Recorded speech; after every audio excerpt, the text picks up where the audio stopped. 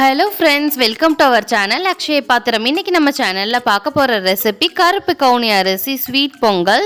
இந்த கருப்பு கவுனி அரிசி உடம்புக்கு ரொம்ப நல்லது. இதில் கஞ்சி வைக்கலாம், உப்புமா செய்யலாம்.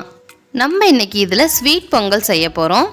1 கப் அளவு கருப்பு கவுனி அரிசி, அதாவது 250 கிராம். நான் முதல் நாளே நல்லா வாஷ் பண்ணிவிட்டு ஒரு 8 மணி நேரத்துலேருந்து 10 மணி நேரம் நம்ம ஊற வச்சலாம். முதல் நாள் நைட்டு ஊற வச்சிங்கன்னா உங்களுக்கு கரெக்டாக இருக்கும்.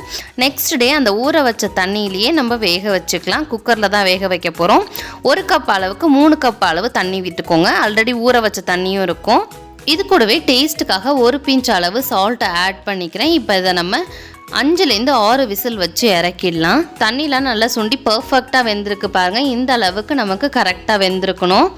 சில அரிசி வேகிறதுக்கு கொஞ்சம் லேட் ஆகும். 2 விசில் எக்ஸ்ட்ரா வேணாலும் வச்சுக்கோங்க. 1 கப் அளவு ரைஸுக்கு 1 கப் அளவு வெல்லம் கரெக்டாக இருக்கும். உங்களுக்கு அதிகமாக இருக்கும்னு நினச்சிங்கன்னா கொஞ்சம் வெல்லம் கம்மி பண்ணிக்கோங்க.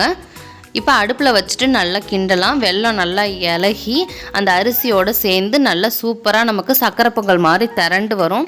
எல்லாம் நல்லா திரண்டு வந்ததுக்கு அப்புறம் ஃப்ரெஷ்ஷாக திருகின தேங்காய் கைப்பிடி அளவு போட்டு அதையும் நல்லா மிக்ஸ் பண்ணி விட்டுக்கோங்க.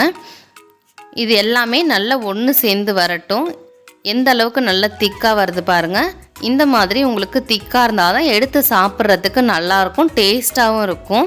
வெல்லம் கொஞ்சம் கூட போட்டுக்கிட்டிங்கன்னா தான் அதோட தித்திப்பு சுவை கரெக்டாக இருக்கும். நான் இதில் ஏலக்காய், கிராம்பு, பச்சை கற்பூரம் எல்லாத்தையும் லைட்டாக நுணுக்கிட்டு போடுறேன்.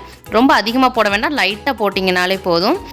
நீங்கள் விருப்பப்பட்டீங்கன்னா முந்திரி கூட வறுத்து இதில் தாளிச்சுக்கலாம். நான் இதில் நெய் மட்டும் ஆட் பண்ணிவிட்டு சூடாக பரிமாற போகிறேன். அவ்வளோதாங்க, சூப்பரான சுவையில் கருப்பு கவுனி அரிசி பொங்கல் ரெடி. ட்ரை பண்ணி பார்த்துட்டு கமெண்ட்ஸில் சொல்லுங்கள். லைக் பண்ணுங்கள், ஷேர் பண்ணுங்கள், சப்ஸ்கிரைப் பண்ணுங்கள். எங்கள் சுவை உங்கள் வீடுகளில். தேங்க்ஸ் ஃபார் வாட்சிங்.